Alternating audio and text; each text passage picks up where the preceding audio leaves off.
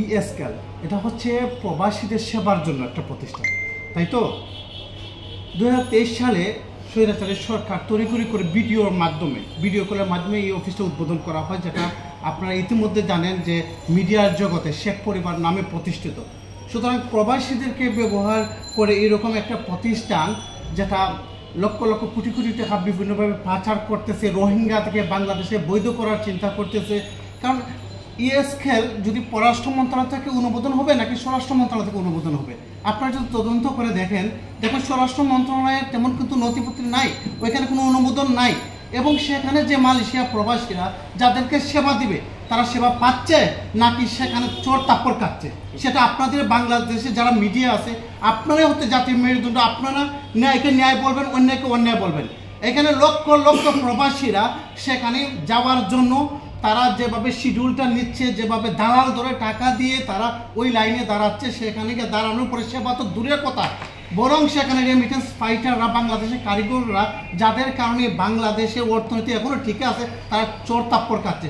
চোর তাপ্পড় তো কাবে, কারণ স্বৈরাচারী সরকার ছিল অবৈধ, সেই ইএসকেল ছিল অবৈধ, এবং তৎকালীন যে পররাষ্ট্রমন্ত্রী যে আব্দুল মোমেন সাহেব, তিনির মাধ্যমে সেটা কিন্তু অনুমোদন হয়েছিল। কিন্তু ইতিমধ্যে যখন স্বৈরাচারী সরকার বিদায় হয় একটা তদন্ত কমিটি তৈরি করা হয়, আপনারা ইতিমধ্যে জানেন, আমরা মিডিয়াতে দেখছি। কিন্তু 1 মাস বিগত হওয়ার পরে সেখানে কিন্তু তদন্ত কমিটি সেটা কিন্তু রিপোর্ট দেয় নাই। তারপরে ডক্টর ইউনূস স্যারের মাধ্যমে এটা স্থগিত করা হয়। তারপর কে এমন জাদুঘর বাইর হলো, কে এমন বাইর হলো, শেল্টার লোক বাইর হলো, কাকে শেল্টার দেওয়ার মাধ্যমে আজকে তারা আবার এটা চালু করলো।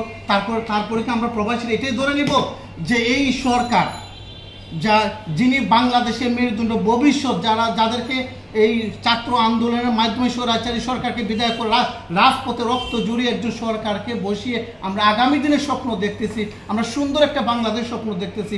কার মাধ্যমে এটা বন্ধ হলো, আবার কার মাধ্যমে এটা চালু হলো? তারপরে আমরা প্রবাসীকে এটা ধরে নিতে পারি না যে আমাদের যিনি আজকে যে ডক্টর ইউনূস স্যার, ওনার মাধ্যমে কিন্তু এটা বন্ধ হয়েছিল, ঠিক না? আপনারা এটা জানেন না মিডিয়াতে, এটা উনি যে ওইটা বন্ধ করা হয়েছে, তারপর এটা আবার কেন খোলা হলো?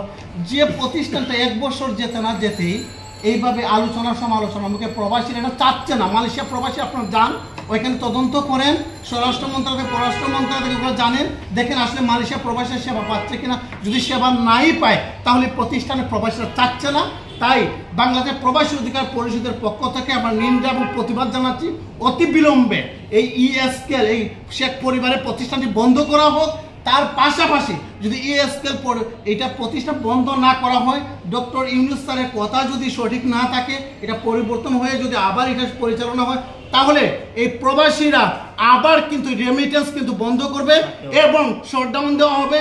প্রয়োজনে এই প্রবাসীরা কঠিন আন্দোলন করবে। আর এইটাই হচ্ছে বাংলাদেশ প্রবাসী অধিকার পরিষদের আজকের সংবাদ সম্মেলন থেকে আপনাদের মাধ্যমে এটা আমরা জানিয়ে দিচ্ছি। ধন্যবাদ প্রিয় সাংবাদিকবৃন্দ।